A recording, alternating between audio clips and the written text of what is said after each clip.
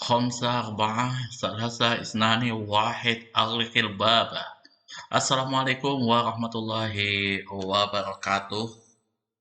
Ketemu lagi dengan saya Abdurrahim di Solo Podcast.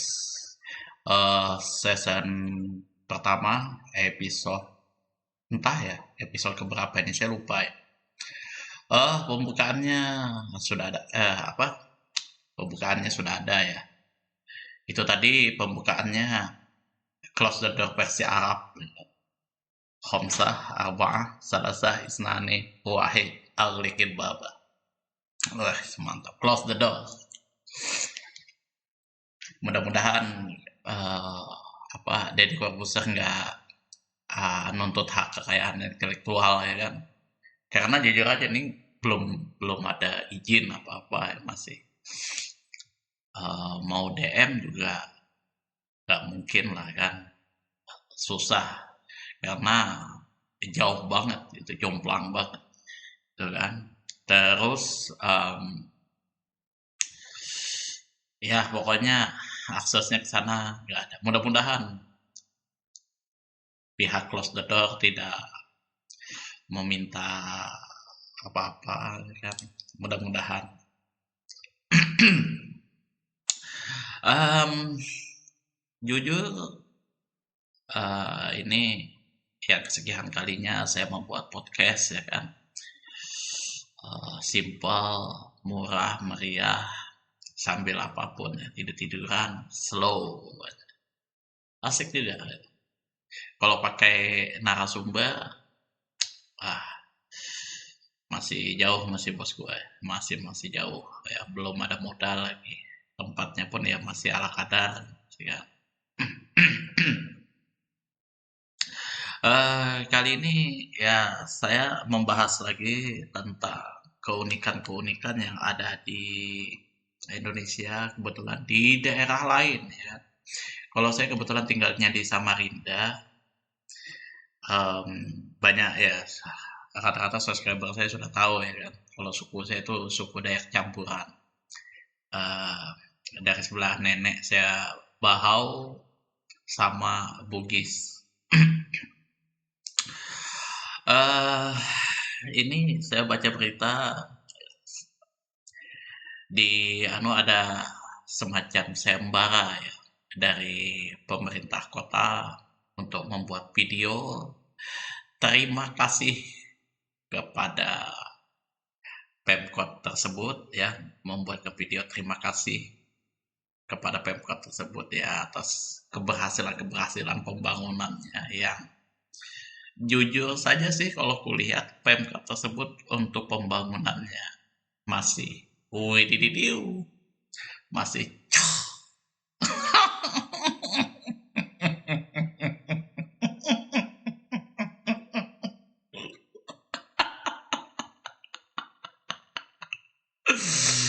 itu saya kalau misalkan apa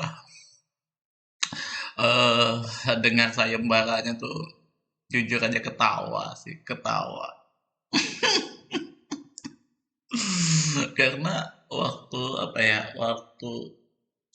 saya ketemu dengan salah youtuber kecil, kebetulan dia dari daerah situ. Waktu saya tanya-tanya kan, mbaknya dari mana? Dari hmm, kayak gitu. Dia sebutkan. Gitu. Saya langsung ketawa saya ini kan, sekeras-kerasnya. Tahu aja, Gohim, apa yang ada di otakmu tuh. Walaupun ya daerahku tuh banyak yang aneh-aneh, tapi enggak juga kalau sampai aku aneh-aneh. Ya Allah, ya Allah. Ya jujur aja sih, kalau daerah itu ya, aku tuh bikin bingung kayak gitu gimana kan. Karena kebijakannya tuh kalau aku lihat aneh-aneh. Salah satu contohnya untuk mengatasi kemacetan kayak gitu kan, supaya warganya itu nggak stres. Ya buatlah musik gitu kan di apa di lampu merah itu.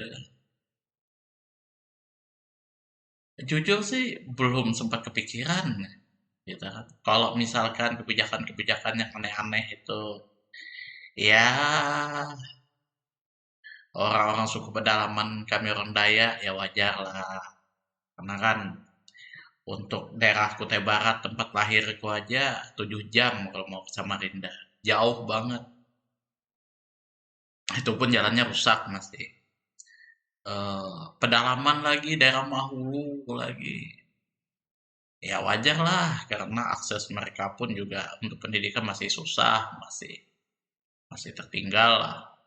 Kayak gitu kan daerah-daerah yang lain. Masih banyak sih ketimpangan-ketimpangan kalau daerah-daerah. Lah ini loh, masih tetanggaan sama Jakarta. Masih, iya kalau kami orang daerah, kalau ngelihat daerah itu tuh kota besar, kota besar itu maju sudah. Pendidikan, akses untuk pendidikan, wah kalau menurut aku sih daerah Jakarta dan sekitarnya tuh sudah enak banget kayak gitu kemana-mana sudah ya sekolah-sekolah bonafit semua. Kok bisa kayak gitu melahirkan pemimpin yang seperti itu kayak gitu kan? Yang apa kebijakannya tuh, woi dididiu gitu kan, lucu-lucu dan pola pikir warganya pun masih apa ya, masih tertinggal kayaknya. Ada yang percaya masih dengan apa namanya eh babi ngepet. Jujur sih, ya sepedalaman-pedalaman kami ya, suku Dayak, nah, suku Dayak Punan kah, eh, Bahau, Peneheng, suku Dayak apa lagi? Eh, em, apa Kenyah itu sudah nggak kepikiran lagi sudah hal-hal seperti itu. Bahkan mungkin ya sudah punah, sudah kayak gitu. Tapi ya di daerah itu masih ada. Sempat bingung juga aku kan benar apa enggak ternyata belinya di online shop. Ya Allah, ya Allah, ya Allah. Uang di tempat kami yang banyak itu aja, ya kan? Di tempat kami ini kan banyak babi. Ya. Nggak, nggak pernah kepikiran juga kami kalau ada babi ngepet itu. Tapi ya di tempatnya yang kalau saya melihat ya, kayak kacamata saya, nggak mungkin ada babi ngepet di situ kok bisa. Nggak ada yang melihara babi kok bisa ada babi ngepet kayak gitu kan. Ya macam-macam aja itu kan. Dan jujur sih kalau aku melihat pembangunan Pemkot tersebut ya, pemerintah kota tersebut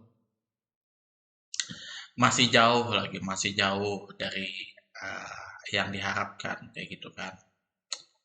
Ya jujur aja sih untuk Indonesia ini eh apa ya, kalau mau reformasi mental itu susah masih.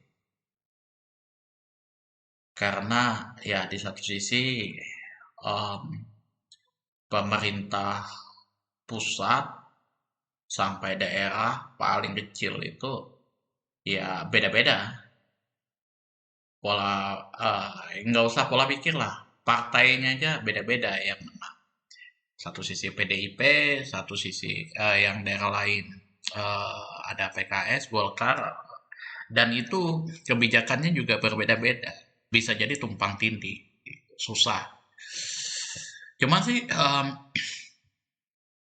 kalau menurut aku kalau perbedaan seperti itu ya wajar-wajar aja sih kalau misalkan menjadikan kotanya tersebut maju ya kan terjadi perbedaan apa perbedaan kebijakan gak ada masalah tapi kalau misal ya kebijakannya itu widididio itu gimana ya agak-agak gimana juga aku mikirnya. Kok bisa kayak gitu kan? Aku tuh nggak sampai kepikiran sih kalau misalkan untuk menghujat, enggak. Cuman aku mikir kayak gitu. Kok bisa mereka membuat kebijakan seperti itu? Itu yang aku masih bertanya-tanya kayak gitu kan. Contoh misalkan untuk menanggulangi banjir kayak yang sebelahnya, itu dia bikin sumber resapan, ya kan? Jadi em, apa dia bikin sumur-sumur kayak gitu. Dia bikin kotanya jadi sejuta sumur supaya airnya langsung jatuh ke bawah. Tapi yang aku lihat em, gorong-gorongnya pun masih yang di bawah-bawahnya masih belum memadai. Kalau mungkin di negara-negara maju, ya memang ada sumur-sumur resapan kayak gitu. Tapi di bawah dari sumur itu ada gorong-gorong raksasa kayak gitu yang apa misalkan kayak apa namanya kereta api bisa bisa masuk di dalamnya gitu. Kereta api masih bisa beroperasi di dalamnya gitu. Jadi kalau misalkan itu nggak banjir nggak apa ya warga bisa jalan-jalan di situ, mobil bisa lalu di situ. Itu kalau daerah lain. Kayak misalkan di Malaysia aja ada Smart Canal kan. Kebijakan-kebijakannya bagus-bagus kayak gitu. Kalau di negara-negara lain. Lah kalau ini gimana ya? Aku melihatnya kayak gitu kan. Dan untuk mempelajari itu kan Indonesia ini sudah banyak orang-orang hebatnya, intelek-inteleknya. Apalagi kalau daerah Jakarta dan sekitarnya. Wah, itu tinggal menjentikan jari aja. Udah, semua tuh ada sebenarnya. Bahkan kayak Pak Ridwan Kamil aja, oh karya-karya beliau di luar negeri banyak. Singapura aja karya beliau ada di situ. Masa ya aduh gimana ya? Kok bisa? Aku tuh mikir kayak gitu. Kok bisa kayak gitu kan? Apakah karena apa ya? Pengen korup apa terlalu banyak korup kayak gitu kan? Jadi aneh-aneh kayak gitu kan? Wallahu alam juga. Kayak, ya, ya, aduh, susah, gitu kan? Sedih ya, bercampur lucu. Kok bisa, gitu kan? Mungkin kalau ada teman-teman yang mau apa membuat video kan bernuansakan terima kasih untuk pembangunan untuk pemerintah daerah tersebut ya pemerintah kota tersebut ya silahkan cuman kalau aku sih lucu aja lucu bahkan banyak beberapa pengamat yang mengatakan bahwa pemerintah kota tersebut ya pemerintah kota apa pemerintah daerah ya. Itu haus akan pujian sedih. Padahal sih sebenarnya kalau kalau istilah mau apa ya, rakyat senang gitu kan, berterima kasih, itu kan kita nggak perlu harus begitu toh.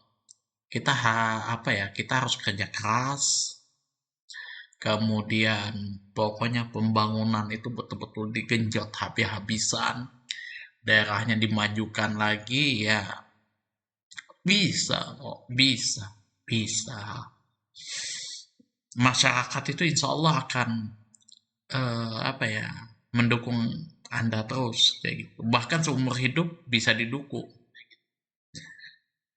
Tapi ya ironisnya seperti ini ya. Masih banyak PR sih untuk Indonesia ya.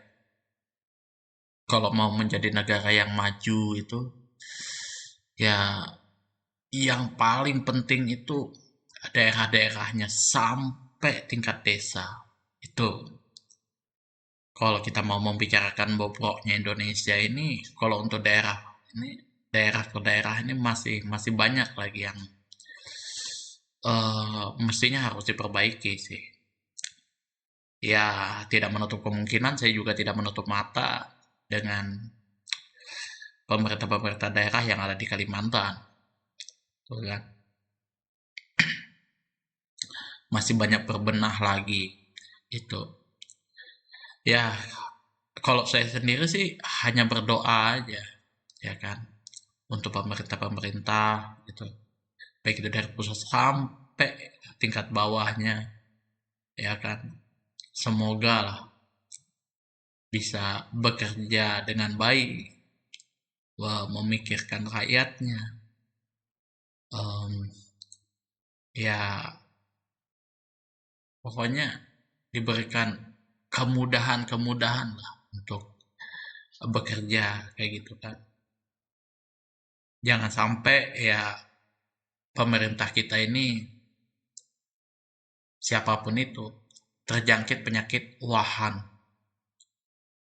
Wahan itu hubbud dunia wa karahiyatul maut. Cinta dunia dan takut mati. Dan itulah apa ya, gerbang utama ketika seorang pemimpin tersebut terjangkit penyakit itu, maka ya dia akan melakukan hal-hal yang dilarang oleh syariat agama Islam, suap menyuap, korupsi, dan lain sebagainya. Tuh kan? Rasulullah Shallallahu Alaihi Wasallam melaknat kita yang melakukan suap menyuap. Bahkan Rasulullah Shallallahu Alaihi Wasallam sudah mewanti-wanti kita jangan sampai nanti ada umatku di padang mahsyar, kata Rasulullah, itu tergopoh-gopoh membawa onta sambil melenguh, dan dia datang kepadaku, wahai Rasulullah, tolong aku, tolong aku. Maka Rasulullah mengatakan, enggak, aku sudah sampaikan itu kepada kamu sewaktu kita masih di dunia. Ada lagi soal apa, jangan sampai di antara umatku ada yang datang dengan tergopoh-gopoh membawa sapi, ya, dengan mengemok gitu kan, dan datang kepada Rasulullah, wahai Rasulullah, tolong aku. Rasulullah hanya mengatakan, enggak, aku sudah sampaikan itu waktu di dunia. Dan seterusnya dari hadis itu. Hadisnya panjang. Wahai Rasulullah, kenapa mereka? Kata sahabat yang lainnya. Ya karena mereka melakukan golul. Golul itu ya, simpelnya itu ya korupsi. Kalau yang namanya kita korupsi, apa? Ya, Rasulullah Shallallahu Alaihi Wasallam tidak akan memberikan syafaat kepada kita.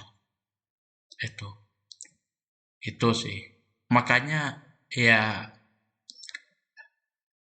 sahabat Rasulullah Shallallahu Alaihi Wasallam, Rasulullah, sahabatnya, dan juga tabiut Amirul Mukminin sesudah itu, apa ya, menjadi pemimpin itu kalau mencari pujian ya gak ada kayaknya mereka itu yang mencari pujian. Justru mereka itu, apa ya, butuh kritikan lagi itu. Karena ya kalau yang sudah kita bahas di mukaddimah ya, Al-Askar itu kan, kalau misalkan kita meninggalkan sesuatu karena manusia, itu namanya ria. Kalau kita mengerjakan segala sesuatu karena manusia, itu musyrik. Jadi ikhlas itu diantara kedua-duanya. Jadi kita berdoa kepada Allah Subhanahu wa taala untuk ikhlas, ya kan? eh, tidak riya dan tidak musyrik. Apapun itu ya kan. Ya, ikhlas itu gak melulu misalkan kita bersedekah tidak dilihat orang. Gak, mau itu dilihat orang apa tidak dilihat orang, dia balance sama aja. Itu yang namanya ikhlas, dan ikhlas itu nggak bisa kita ukur pakai mata, itu enggak. Tetap dia uh, itu hanya orang orang tersebut dan Allah yang tahu. Nggak bisa kayak orang lain, kayak saya melihat orang tersebut ikhlas apa enggak. Saya hanya berdoa ya kan, mudah-mudahan pemimpin-pemimpin kita bisa bekerja dengan baik, ya kan, tetap lurus pada pendiriannya, jangan sampai pemimpin-pemimpin kita terjangkit penyakit wahan, cinta dunia dan takut mati, karena ya itu semua adalah dosa besar yang sulit Allah ampuni, tuh ya kan. Rasulullah Shallallahu Alaihi Wasallam mendoakan kepada seseorang yang adil, ya, pemimpin yang adil. Ya Allah, kalau nggak salah ya, kurang lebihnya. Apabila seorang pemimpin tersebut memudahkan urusan umatku, maka mudahkanlah segala urusannya. Apabila seorang pemimpin tersebut menyusahkan urusan umat, maka susahkanlah seluruh urusannya. Kurang lebihnya seperti itu hadis yang ada, doa Rasulullah Shallallahu Alaihi Wasallam di dalam kitab Sahih Muslim. Jadi kalau teman-teman, ya, para pemimpin yang memudahkan urusan umatnya, loyal dengan urusan umatnya, rakyatnya, insya Allah Allah akan mudahkan. Bahkan di dalam kitab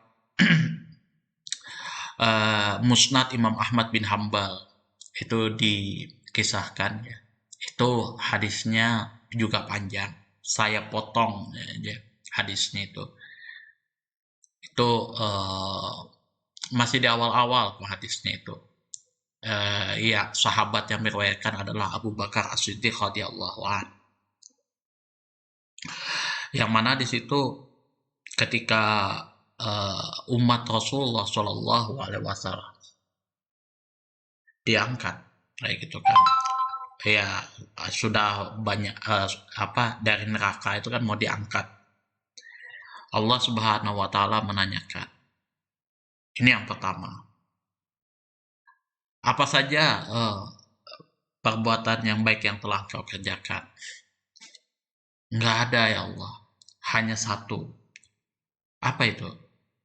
Kata Allah menanyakan kepada hamba yang sudah diangkat dari neraka, saya mempermudah urusan orang lain. Ya, kalau sekarang itu rakyat, lah. Oh, karena engkau telah mempermudah urusan umatku, maka silahkan kau masuk surga. Tuh, ya kan. Dari semua amal baik itu nggak ada yang dia kerjakan, cuma satu. Ya, kalau kayak kita tuh menjadi pemimpin, mempermudah urusan orang. Nah, kita insya Allah di hari kiamat, dia di hari hisab, kayak itu, sudah masuk dalam neraka, diangkat oleh Allah, kita akan masuk surga nantinya. Itu. Ya walaupun mohon maaf, masuk masih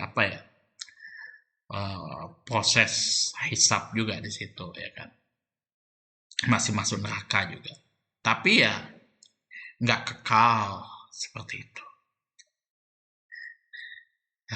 Itulah, ya kan. Jadi sekali lagi ya, intinya kita sama-sama membenahi diri kita, ya kan, sama-sama introspeksi diri kita, baik itu pemerintah yang di atas sampai kita rakyat yang di bawah.